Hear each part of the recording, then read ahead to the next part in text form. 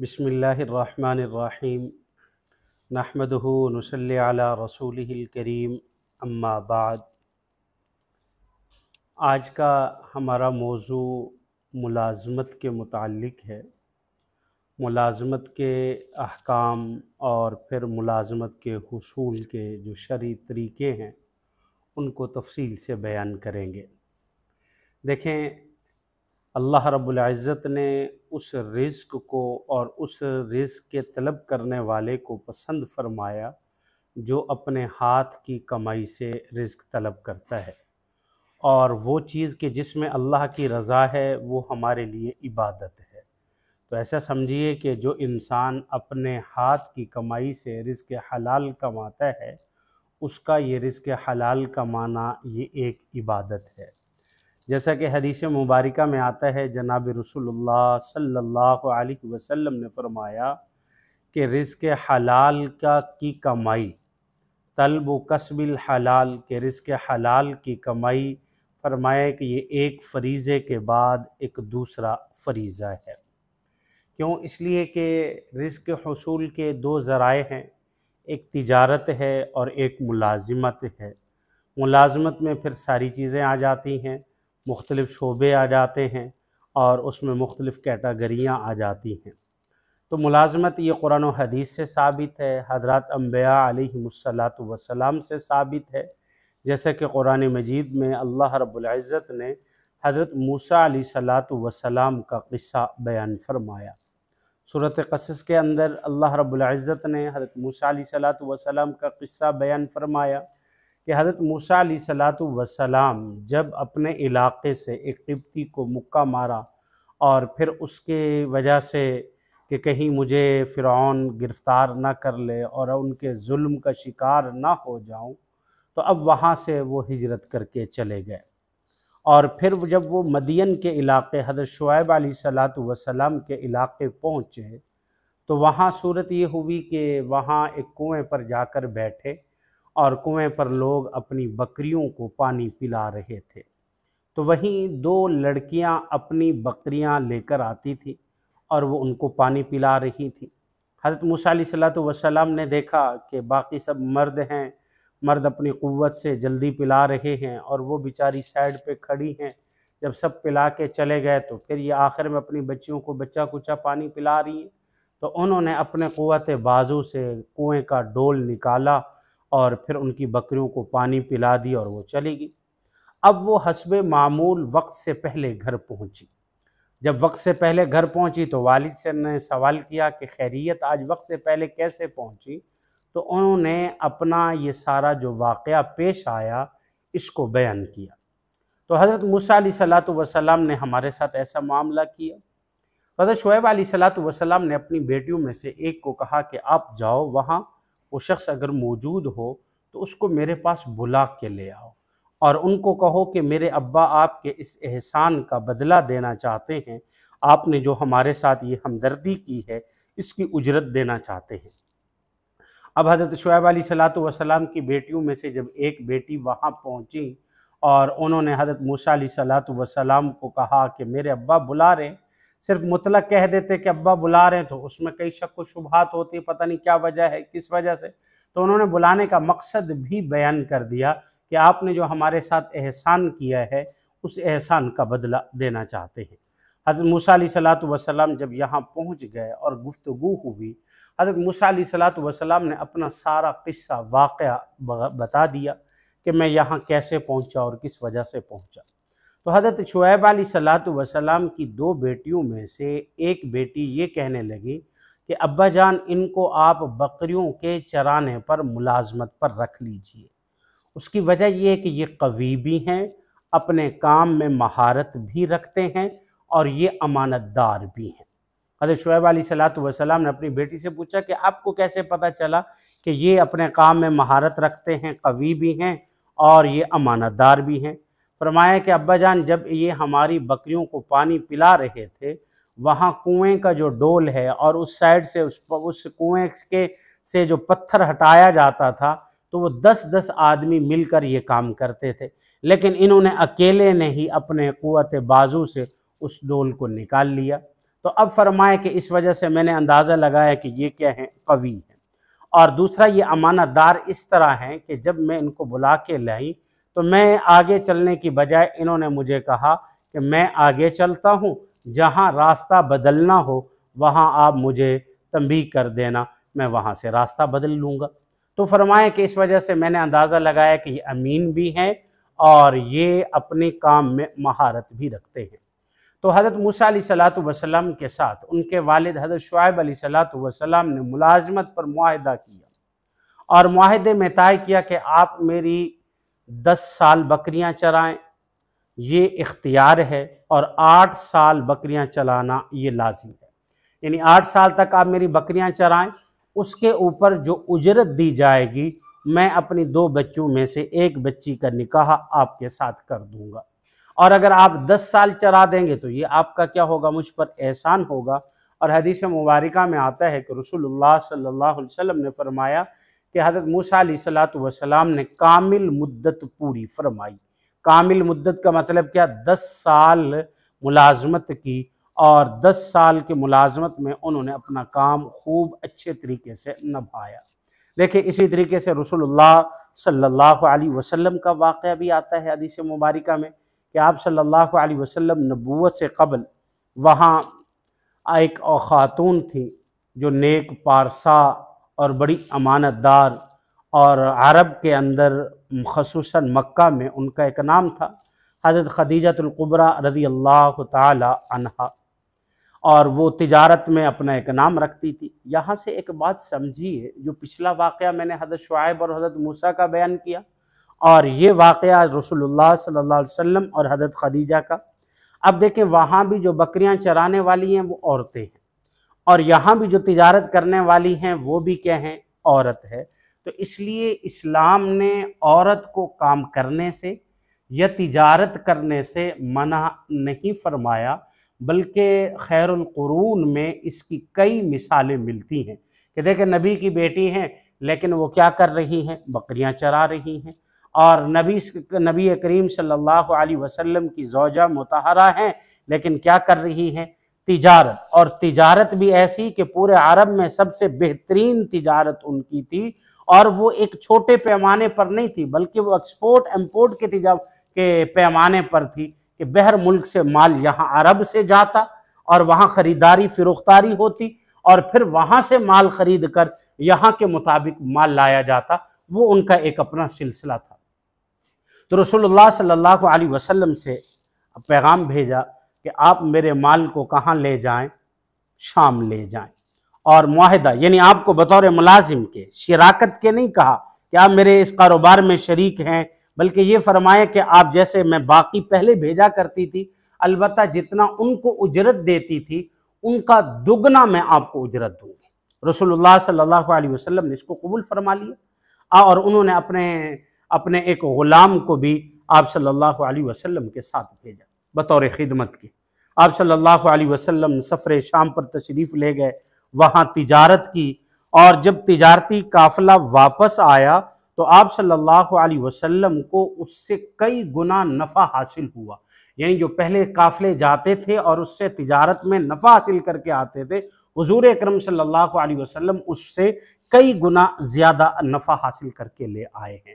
تو اس لیے فرمائیں کہ یہ ملازمت، کسی کے ماتحت کام کرنا، یہ کوئی بے عیبی والی بات نہیں ہے، بلکہ یہ حصول رزق کے حصول کا ایک بہترین طریقہ ہے۔ اور اسی طرح حضرات صحابہ اکرام رضوان اللہ علیہم اجمعین کی بھی کیا ملتی ہے، مثالیں کئی ملتی ہیں۔ آپ صلی اللہ علیہ وسلم جب مکہ سے مدینہ کی طرف ہجرت کر کے آئے تو اس وقت حضرات صحابہ اکرام رضوان اللہ علیہم اجمعین اپنا گھر بار سب چھوڑ کے آئے تھے، مال و دولت بھی مدینہ میں چھوڑ کے آئے تھے، چھپ چھپا کے بڑے مشکل طریقے سے ہجرت کر کے آئے۔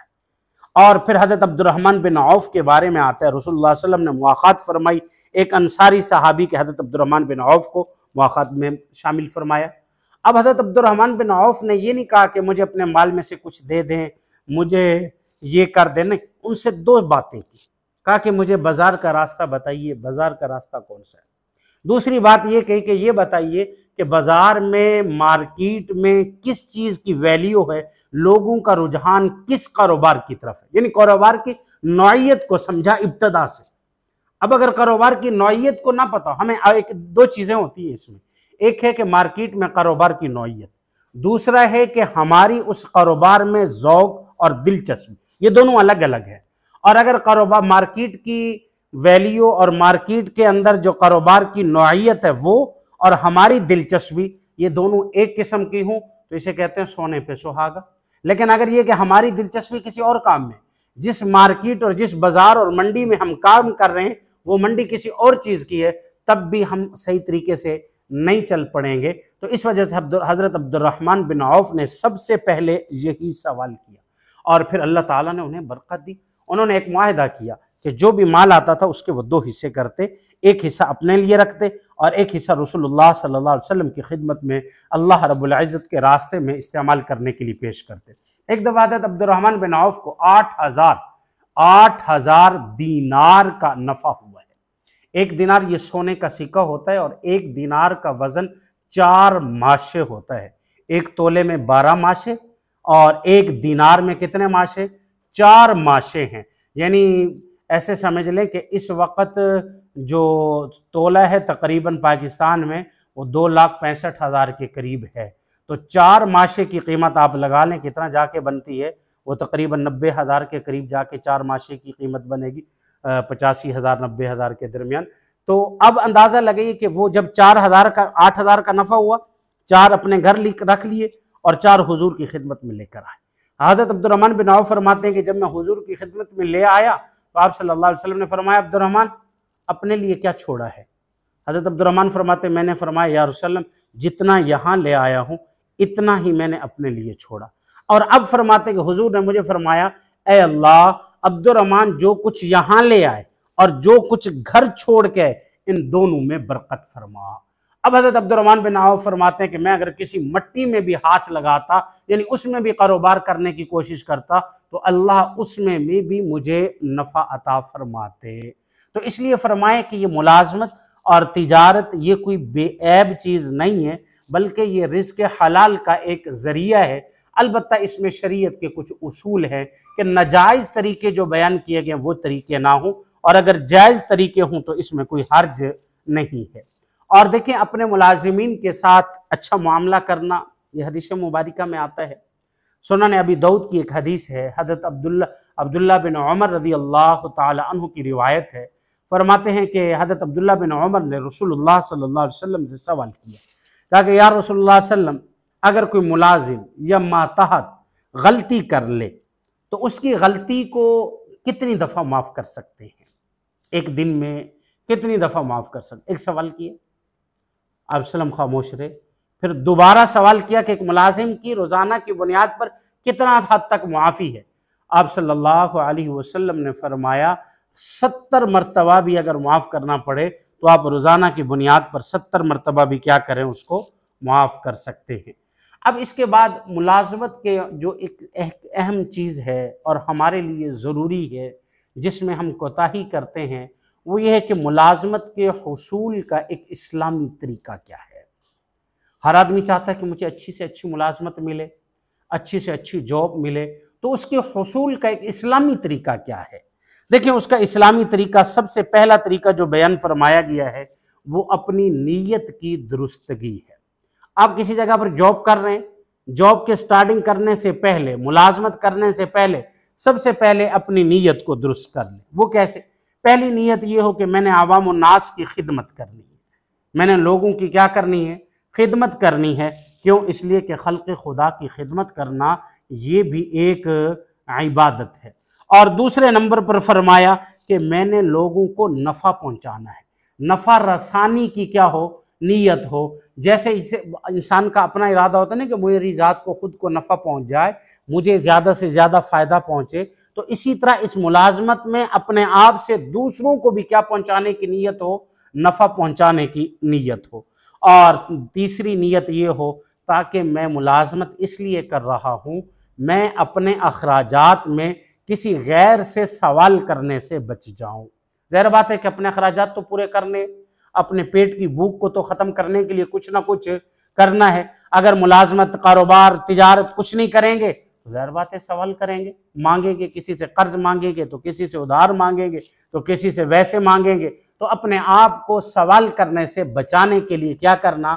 نیت کرنا۔ یہ نیت کی درستگی ہے جس میں یہ چند باتیں انسان کو مد نظر رکھنی چاہیے۔ اور دوسرے نمبر پر فرمایا کہ سب سے پہلے صلاۃ الحاجت پڑھ لینی چاہیے، 2 رکعت صلاۃ الحاجت۔ اس کے بعد اپنی اس جاب کو سٹارٹنگ کریں۔ 2 رکعت صلاۃ الحاجت میں اللہ تعالیٰ سے مانگیں، اے اللہ میں نے اس کو حلال رزق کے حصول کے لیے شروع کیا ہے، آپ اس میں میرے لیے کیا فرمائیں؟ برکت بھی فرمائیں اور میرے لیے اس کو نافع بنا دیں۔ جو چیزیں میرے حق میں ہوں اے اللہ اس کا راستہ میرے لیے آسان فرما دیں، اور جو چیزیں میرے نقصان سے ہوں ان کو میرے راستے سے ہٹا دیجئے۔ یہ 2 رکعت صلاۃ الحاجت پڑھنے کے بعد دعا کیجئے۔ اب اس کے بعد فرمائے کہ تیسرے نمبر پر مشورہ کرنا کسی اہل خیر سے، جس سے آپ کا مزاج ملتا ہو اور جو صحیح رہنمائی کرنے والا ہو، خصوصاً اہل علم اور نیک ہوں، اس کو اپنے مشورے میں، ہر بات کے اندر مشورے میں لازمی رکھیے۔ مشورہ کیجئے کہ میں فلاں جاب کر رہا ہوں، اس کی یہ سہولیات ہیں اور وہ مجھ سے یہ چیزیں چاہتے ہیں، یعنی یہ میں وہاں کام کروں گا تو کیا مجھے یہ جاب کرنی چاہیے یا نہیں کرنی چاہیے؟ میری پہلی کیفیت یہ ہے۔ جو اہل تجربہ اور اہل علم ہیں وہ ہماری صحیح رہنمائی فرمائیں گے۔ تو اس وجہ سے فرمائیں کہ تیسرے نمبر پر ہمیں کیا کر لینا چاہیے؟ مشورہ کر لینا چاہیے۔ چوتھے نمبر پر فرمائیں کہ استخارہ، ہر نیک کام اور ہر اچھے کام کے ابتدا سے قبل ایک مسلمان کو استخارہ کرنا یہ ایک مسنون عمل ہے۔ اور استخارے کا جو سنت طریقہ ہے وہ یہ ہے کہ آپ 2 رکعت نماز سونے سے پہلے صلاۃ استخارہ کی نیت سے پڑھ لیں۔ جیسے عام نوافل پڑھتے ہیں ایسے ہی نوافل پڑھیں، وہ پڑھنے کے بعد اس کے بعد آپ استخارے کی دعا پڑھیں۔ استخارے کی ایک مخصوص دعا ہے، مختلف جگہوں پہ لکھی ہوتی ہے، نماز حنفی میں بھی لکھی ہے، بعض نے یاد نہیں تو آپ اس کو دیکھ کے بھی اس دعا کو کیا کر سکتے ہیں؟ پڑھ سکتے ہیں۔ جب وہ دعا پڑھ لیں پھر اس کے بعد آپ سو جائیں۔ اب اس میں بعض لوگوں کا ذہن یہ ہوتا ہے کہ جب ہم سو گئے ہیں تو خواب میں وہی کام آئے گا، یہ کر لوں یہ نہ کر لوں۔ ایسا نہیں ہے، بلکہ کئی دفعہ ایسا ہوتا ہے کہ خواب نظر آ جاتا ہے، اس خواب میں اللہ تعالیٰ ہمارے لیے اشارہ کر دیتے ہیں۔ جب وہ خواب نظر آئے تو اس خواب کو کسی معبر کے پاس، کسی اہل علم کے سامنے بیان کریں تاکہ وہ ہمیں اس کی کیا بتائیں؟ تعبیر بتائیں۔ اور کئی دفعہ ایسا ہوتا ہے کہ کچھ نہیں ہوتا، لیکن ہمارا ایک کام کے کرنے کی طرف دل جم جاتا ہے، اس کی طرف ہماری رہنمائی یہ ہوتی ہے کہ دل زیادہ مائل ہو جاتا ہے۔ اب جس کام کی طرف زیادہ دل میل ہو یوں سمجھیے کہ میرے استخارے میں اسی کا فائدہ ہے۔ اور اگر کبھی یہ ہوتا ہے کہ کچھ بھی نہیں ہوا تو آپ کو جہاں خود اپنا دل کہہ رہا ایک کام شروع کر دیں، لیکن یہ کہ جب وہ کام شروع کر دیں گے اب اللہ تعالیٰ اس کام میں خیر و برکت اس لیے فرمائیں گے کہ جب آپ نے اس کام کو شروع کیا تھا اس سے پہلے آپ نے کیا کیا تھا؟ استخارہ کیا تھا، ایسے نہیں کیا تھا۔ تو بعض رات عاملین سے استخارہ کراتے ہیں، وہ عاملین کے ایک اپنے طریقے ہیں، ان کو عاملین نے ٹھیک کہا ہوا ہے، لیکن جو مسنون طریقہ استخارے کا وہ میں نے آپ کو یہ بتا دیا، یہ استخارے کا کیا ہے؟ مسنون طریقہ ہے۔ اب اس کے بعد فرمایا کہ 5ویں نمبر پر جب یہ اپنے استخارہ کر لیا، اب اس کے بعد فرمایا کہ اللہ کے بھروسے پر جو ملازمت میسر ہے، جو موقع مل رہا ہے، آپ اس پہ کام شروع کر دیں۔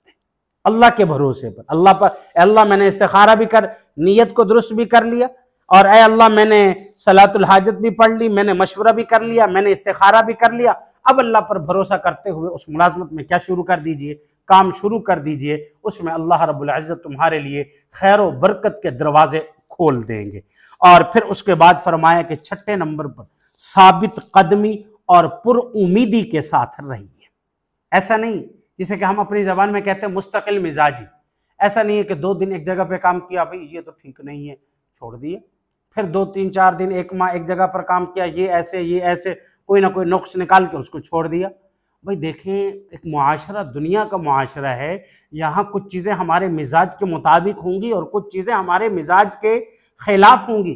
آپ کو کبھی بھی ایسا ماحول نہیں ملے گا جس میں 100% ہر چیز آپ کے مزاج کے مطابق ہو، بلکہ مزاج کے مطابق بھی ہوں گے اور مزاج کے مخالف بھی ہوں گے۔ تو اس وجہ سے ثابت قدمی کے ساتھ، اور پھر 7ویں نمبر پر جب وہ آپ کو ملازمت مل گئی ہے، اس ملازمت پر اللہ کا شکر ادا کیجئے۔ اے اللہ، آپ نے اس حصول رزق کے حصول کا ایک ذریعہ عطا فرمایا اور ایک اچھا ذریعہ عطا فرمایا، اس پر اللہ کا شکر ادا کیجئے۔ اور پھر ایک چیز یہ ہے، جائز ملازمت کے حصول کے جائز ذرائع کو اختیار کرنا، یہ بھی شرعاً جائز ہے۔ بھئی ایک آدمی ملازمت کی تلاش میں ہے، تو اب اگر وہ جائز ذرائع اپناتا ہے، مثلا لوگوں کے ذمہ لگا دیتا ہے اور اسی طریقے سے سوشل میڈیا پر اپنا ایڈ چلا دیتا ہے، میں اس چیز کی مہارت رکھتا ہوں، مجھے اس چیز کی جاب کی ضرورت ہے، تو یہ جائز ذرائع اپنانے میں شرعاً کوئی حرج نہیں ہے، یہ جائز ہے۔ یہ چند باتیں ملازمت کے متعلق آپ احباب کے سامنے ذکر کی ہیں۔